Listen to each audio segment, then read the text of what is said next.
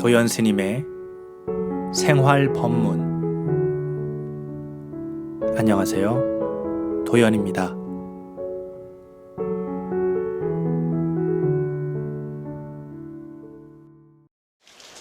안녕하세요, 도연입니다.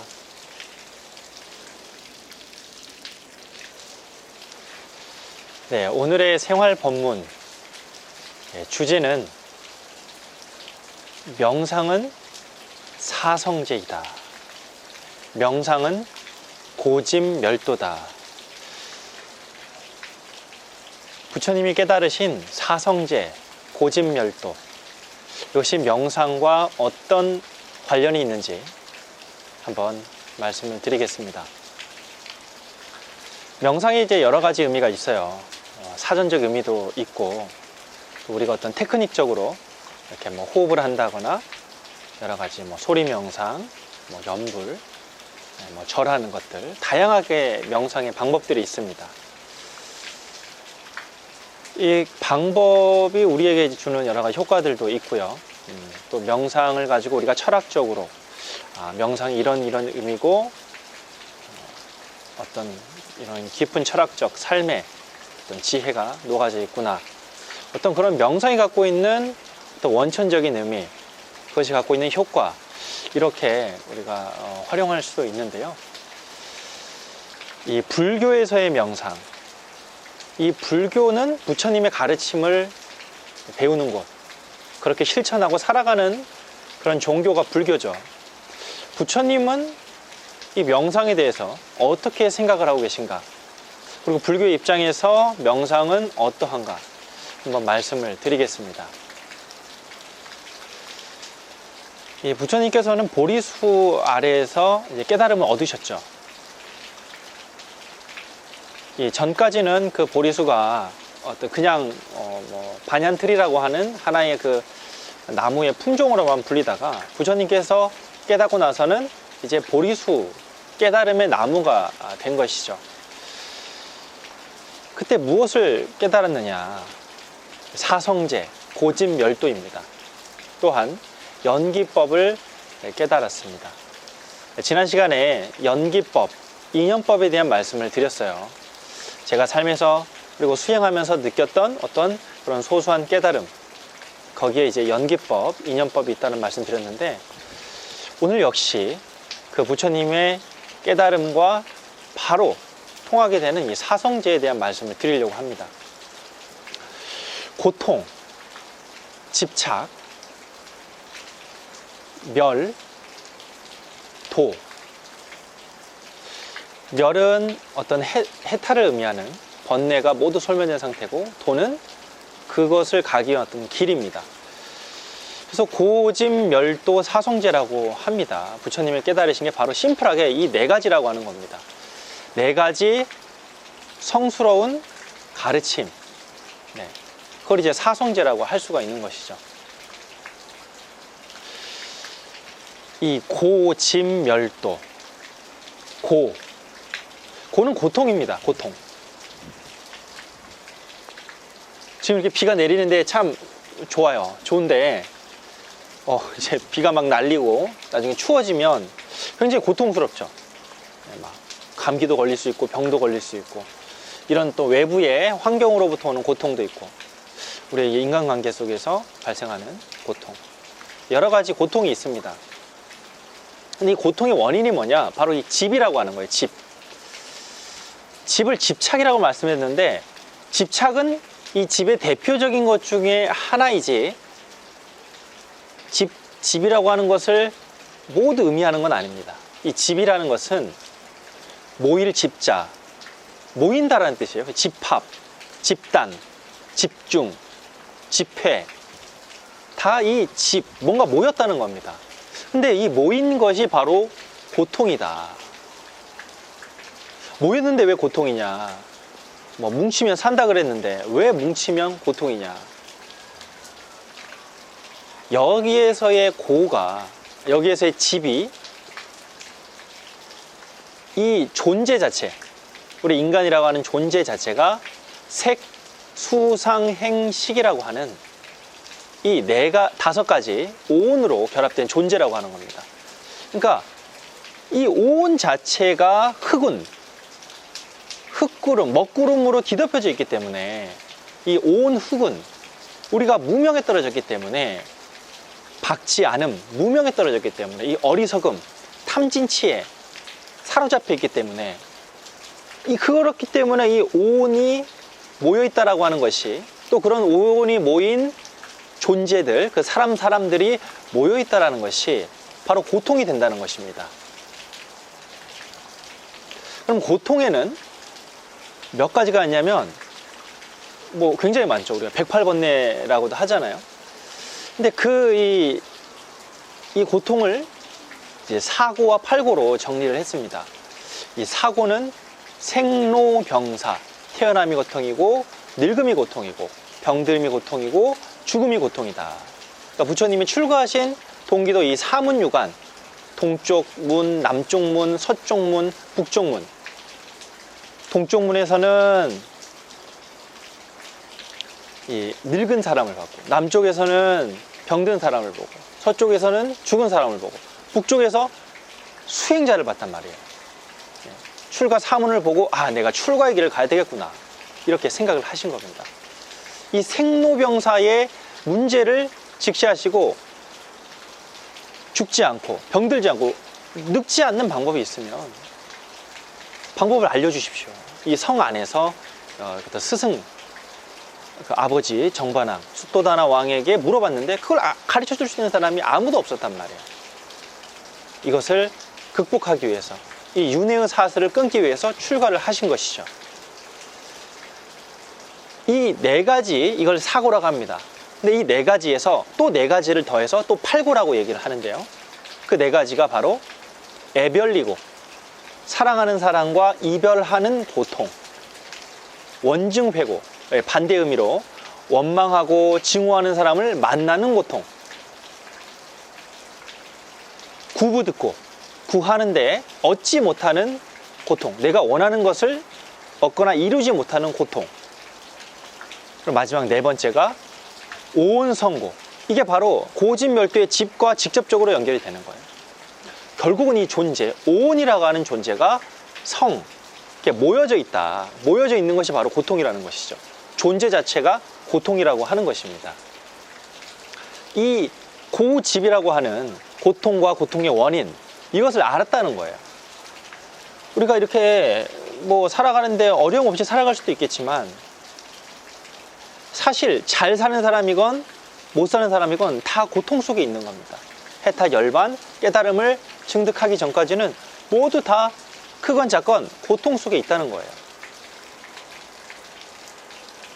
이 세상이 고해, 고통의 바다라고 하는 것을 깨달았는 것이 바로 이 사성제 중에 가장 첫 번째 고. 그리고 그것에 대한 이 고를, 왜 내 삶이 고통스러운가, 왜 나는 되는 일이 하나도 없나, 뭐 전생에 지지리도 복이 없는 건가, 나름대로 이렇게 잘 살았는데, 열심히 살았는데 왜 나에게는 좋은 일들이 안 생기는 건가, 왜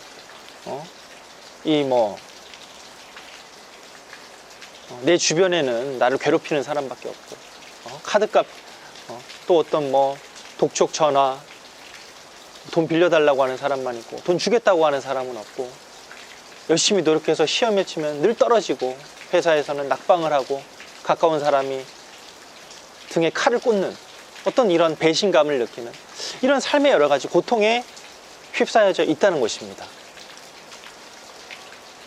천석지기는 천가지 고통, 만석지기는 만가지 고통이 있다고 그랬어요. 만가지 걱정, 근심이 있다는 것입니다. 부유한 것도 그 자체로 좋을 수는 있겠지만, 또 그것이 가져다주는 번뇌와 근심 걱정이 있다는 것이죠. 이것을 아는 거예요. 이 삶이 고통이구나, 이 존재 자체가 고통이구나 라는 것을 아는. 그래서 고집, 고를 통해서 집을 볼 수가 있는 것입니다. 고통의 원인을 보면 그 다음 단계로 넘어가는 거예요. 여기에서 우리는 뭘 깨달을 수 있느냐? 무아를 깨달을 수 있습니다. 무아. 무아라는 것은 내가 없다는 것인데, 이 궁극의 해탈에 내 안에 불성이 없다는 것이 아니라 이 존재의 이 늘 무상으로 변하는, 무상이라는 것은 항상하지 않는다 이런 뜻이에요. 자꾸자꾸 변하는 겁니다. 색수상행식이라고 하는 이 내 존재, 내가 몸과 마음과 느낌과 어떤 의식, 이 나라고 하는 그 존재가 늘상 바뀐다는 것이죠.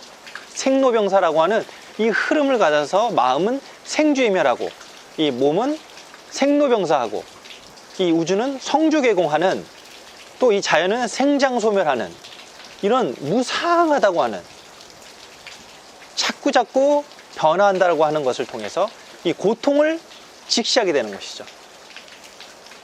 아, 그래서 고통스럽구나. 이걸 알았을 때 바로 무아를 할 수가 있습니다. 무아. 아, 이 모여있는 것이 바로 내가 아니라 나인 것 같지만 자꾸 변화하기 때문에 나라고 할 것이 없다. 자꾸 변화하죠. 우리 어제, 일주일 전, 한 달 전 계속 바뀌잖아요. 예, 계속 바뀝니다. 이 뭐 피부도 노화가 진행이 되고, 여러 가지 뭐 살도 쪘다 빠지고, 내 마음도 계속 이랬다 저랬다, 내 마음이 내 마음 같지 않고, 다 그렇다는 것이죠. 그래서 이걸 알게 되면 이제 무아, 무상고 무아를 이제 세 개를 이제 깨닫게 되는 것입니다. 이걸 삼법인이라고 하고요. 그랬을 때 바로 그 다음에 멸도. 이 멸이라고 하는 건 멸한다는 거예요. 사라진다는 것입니다. 뭐가? 이 고집, 집착으로 인해서 또 모이는 것으로 인해서, 존재하는 것으로 인해서 생기는 고통으로 멸한다. 근데 이 멸하는 방법이 바로 이 도를 닦는다. 도인데 팔정도라고 하는 것입니다. 이 멸도의 과정이 바로 방금 말씀드린 무상고 무아라고 하는 삼법인에 더 나아가서 이제 사법인으로서 열반적정의 그 길로 가는 것이 바로 이 사법인이라고 하는 깨달음의 이 도장, 확인할 수 있는 바로 그것이라는 겁니다. 깨달음의 어떤 이 필요 충분 요소가 바로 이 사법인. 이 고집멸도의 사성제 안에 다 그게 들어 있습니다. 이 멸, 도, 그럼 이 해탈, 열반, 적정이 되기 위해서는 어떤 8가지 길을 걸어야 되느냐? 이 정도가 무엇이냐? 바로 이게 정견, 정사유, 정어, 정업, 정명, 정정진, 정정, 정념, 이렇게 8가지 팔정도입니다. 이것을 바로 개정해 사막도로 나눌 수가 있습니다. 개정해 사막도를 닦지 않으면 삼악도, 지옥, 악이 축생이라고 하는 이 삼악도에 떨어진다고 하는 겁니다. 삼학도를 닦아야 됩니다. 개정해. 이 개정해가 곧 팔정도인데, 이 팔정도에 이 정견과 정사유가 바로 개정해의 이 세 번째 해, 지혜입니다. 그리고 정어, 정업, 정명, 이 3가지가 바로 개정해의 계입니다. 계율을 지키는 것이죠. 그 다음에 정정진, 정정, 정념, 이게 바로 개정해의 정입니다. 선정이 되는 것이죠. 근데 팔정도의 시작은 정견과 정사유가 돼 있어요. 그러니까 시작이 바로 지혜로부터 시작된다는 거죠. 정견과 정사유. 다시 말해서 이 바로 고집이라고 하는 사성제의 고통과 고통의 원인을 아는 것이 바로 정견이라고 하는 거예요. 이 정견이 되어야 바로 멸도라고 하는 사성제의 그 다음 단계에 진입을 할 수가 있다는 겁니다. 그리고 그 역시 그 결과로서 개정해를 닦는데 해, 개, 정, 다시 지혜로 돌아오는 겁니다. 한 바퀴 돌아서 다시 원래 자리로 돌아왔을 때의 정견은 시작이자 끝, 그게 바로 시작점으로 다시 돌아오는데 달라진다는 것입니다. 이 반야심경에도 색즉시공, 공즉시색이라는 말이 있어요. 여기도 색즉시공, 색으로 시작했는데 공즉시색, 또 색으로 끝난단 말이에요. 처음의 색과 끝의 색은 다르죠. 하지만 이 한 바퀴 돌았을 때 그때 보는 색은 다른 의미의 색이라는 겁니다. 성과 속, 성스러운 것 속에 속된 것이 있고 속된 것 속에 성스러운 것이 있다. 색즉 시공, 공즉 시색. 이 색을 통해서 공을 보고 공을 통해서 색을 본다. 이 색이라고 하는 것은 공을 통해서 다시 태어나는 거예요. 그리고 이 공은 색을 통해서 다시 그 의미를 발견하게 되는 겁니다. 다시 말해서 이 색을 통해서 이 보여지는 이 세상, 이 물리적인 세상을 통해서 그것의 원천적인 세계인 공의 세계, 이 색을 보게 되면 곧 텅 빈 것을 알 수 있다는 거죠. 색을 통해서 이 물리학에서 얘기하듯이 텅 비어 있다라고 하는 사실을 색을 통해서 거꾸로 들어가서 알게 되는 거예요. 귀납법처럼 결과를 통해서 원인으로 들어가는 겁니다. 그리고 다시 이 연역법처럼 이 원인을 통해서 공의 세계를 통해서 다시 세계를 다시 보기 시작하는 거예요. 이 공을 하나의 우리 창이라고 볼 수도 있어요. 이 공을 증득했을 때, 공을 깨달았을 때 이 프리즘, 이 렌즈를 통해서 바라본 세상은 다르다는 것입니다. 그래서 시무도에서도 결국 이 10가지의 길을 통해서 마지막에 다시 이 세상으로 돌아가는 마지막에 10번째 과정이 있듯이 다 같은 맥락이라고 하는 것입니다. 그래서 공즉시색, 공을 통해서 다시 색을 보게 되는 것이죠. 그때 색은 달라지는 것이죠. 그래서 공은 색을 다시 새롭게 한다라고 하는 의미입니다.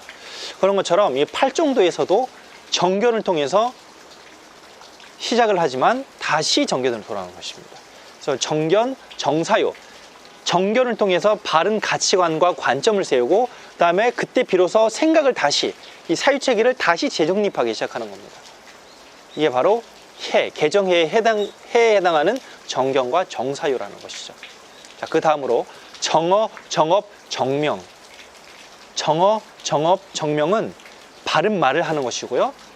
바른 행위를 하는 것이고, 그리고 바른 행위라는 것은 바른 직업과 바른 자신의 까르마, 업장을 짓는 것이고요. 그 다음에 정명은 바른 생활 양식을 가지고 살아가는 것입니다. 이게 바로 계율에 해당하는 거예요. 자, 그 다음에 이 정진, 정념, 정정. 열심히 용맹정진, 꾸준하게, 부지런하게, 근념하게 이제 하는 거죠. 꾸준하게 정진을 하면, 자기의 수행법을 가지고 정진을 하면 이제 정념, 알아차림, 올바른 알아차림을 할 수가 있는 것입니다. 정념을 순간순간 우리 삶의 요소에서 이 관찰을, 알아차림을 하게 되는 것이죠. 그래서 결국 정으로 들어가는 겁니다. 올바른 선정에 들어갈 수 있게 되는 것입니다. 자, 그 다음에 다시 정견으로 들어옵니다.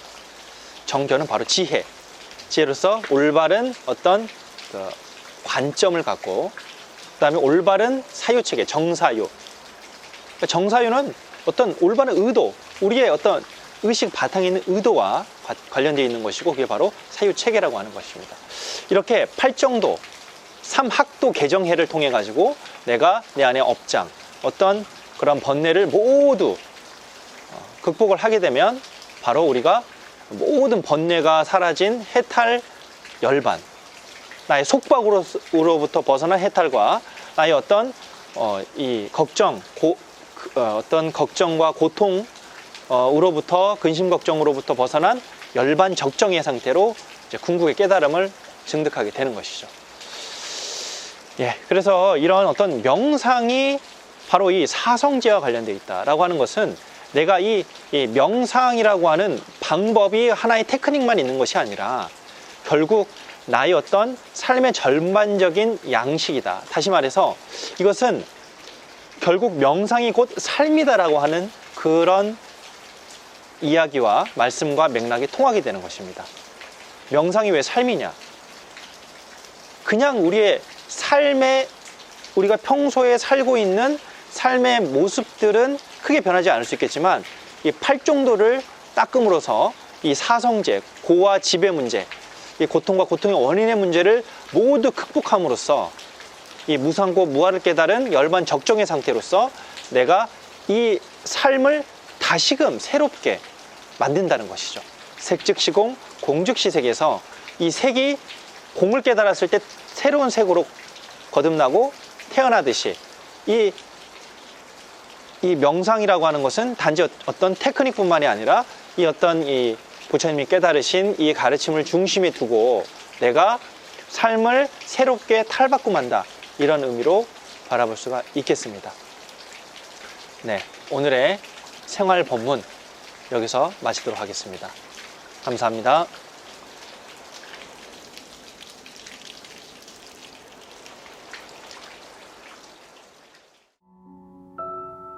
도연 스님의 생활 법문 도연이었습니다. 좋은 하루 되세요.